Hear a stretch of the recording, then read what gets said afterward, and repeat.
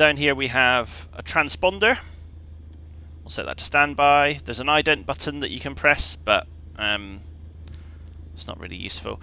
Transponders have, no matter what, I mean, obviously modern technology, they're quite fancy in airliners and stuff like that, but they are effectively all the same in that they will give out a 4-digit code and the numbers are 0 to 7.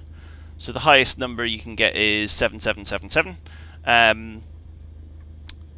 There are obviously more sophisticated models that transmit more data, including aircraft height, call sign, speed, you name it, and radar services can pick this up and get a lot of data back, which makes life easy for them, because it's hard to kind of pick aircraft out sometimes on primary radar. So this helps us be seen by other airplanes in the sky and by sort of air traffic control.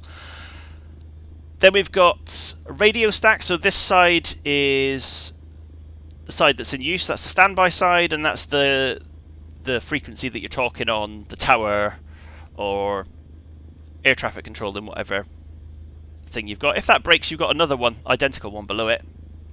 On this side, you've got your navigation frequencies. You've got one in use and a standby again, and these help us to operate sort of things like navigational beacons. Obviously, before GPS, people used to fly through navigating from radio beacon to radio beacon, and it's about picking up these things. And we've got these odd-looking things that look a bit like compasses. They're not.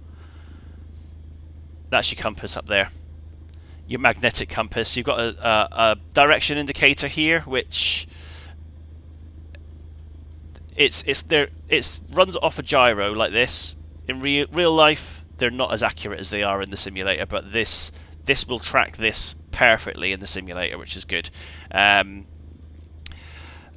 these are linked to. So this will be the one for this radio, and this one's for this radio. You can select different beacons, and it will give you information with these lines that will change and move about, but we'll maybe demonstrate that in a minute.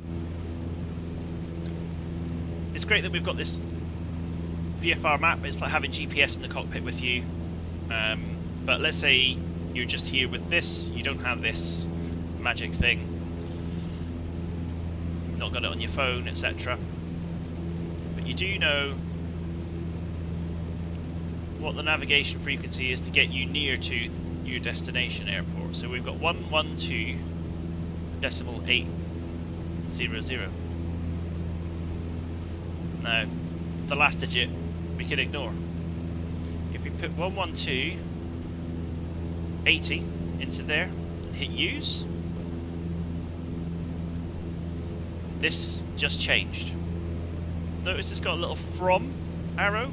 So we're going away from it, and we're kind of drifting off a heading. What we want to do is, if we just spin this little wheel, if we can get the crosshairs to line up in the middle, and get the... No, it just changed to 2. It went from to 2, so that's a good sign.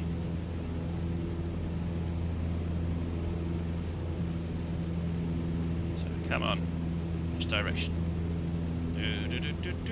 So we need to fly on a heading of 160-ish. So we basically need to turn in the opposite direction.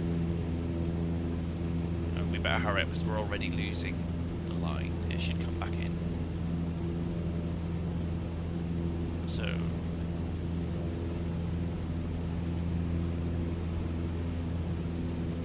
150 coming up.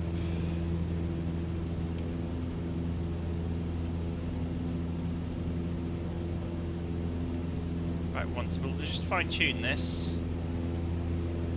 So it's now saying 164-ish, something like that. So we're now following a beam, a radio beam that's coming from that airport down there. Imagine if there's cloud in the way. Then we'd know, like, we wouldn't know it was there. We're trying to find it.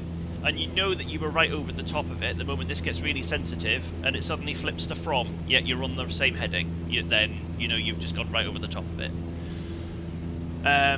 Something else that is useful, which we're going to look at, is if we go here, we have an instrument landing system, which is on 110.3. So we're going to put that into here. 110.30 on there, and then if we go boop on there, this will give us a sort of three-dimensional flight line to come in and land on. And this is for runway 22, which is, all runways are on a heading, a compass heading. So it'll be 220, so it's that kind of direction.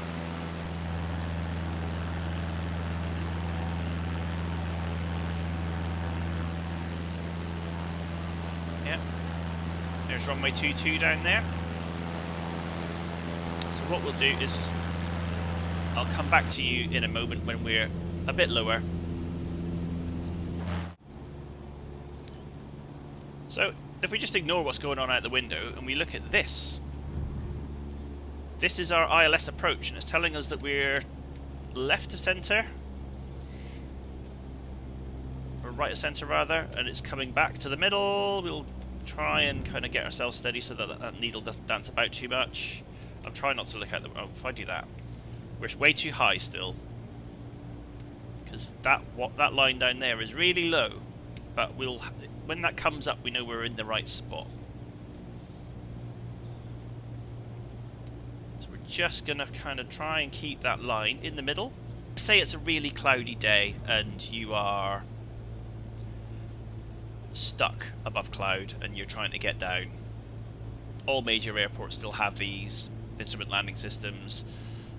In airliners and things, it's picked up by the computers quite well. They can kind of be GPS assisted and stuff, so there's a lot of fancy tech going on, but this is you know, good enough that it will get you to the end of the runway. Should it be, you know, foggy, bad weather, it will get you there. It gets more sensitive and harder to control the closer you get to the beam, so you're constantly adjusting. Constantly. I need to come left a little. So we're still too high. Still too high.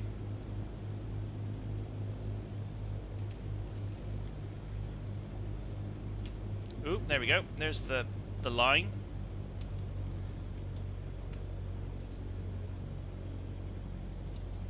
So if we take a peek out the window now, look, the runway's right in front of us, and we're at like a decent height. If anything, we're now below the glide slope, but in thick fog, I'd hope that you'd be able to find that. And landing on a runway, just keep the nose up. You don't want that nose wheel to touch the ground first. Yeah, just wheelie it in. Wheelie.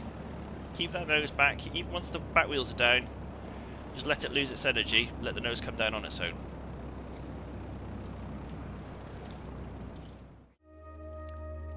Well, I hope that's been useful to you. Stick some comments in if there's anything that you want me to cover, any explanations. I'm happy to cover in any other videos or in the comments. Have a lovely day.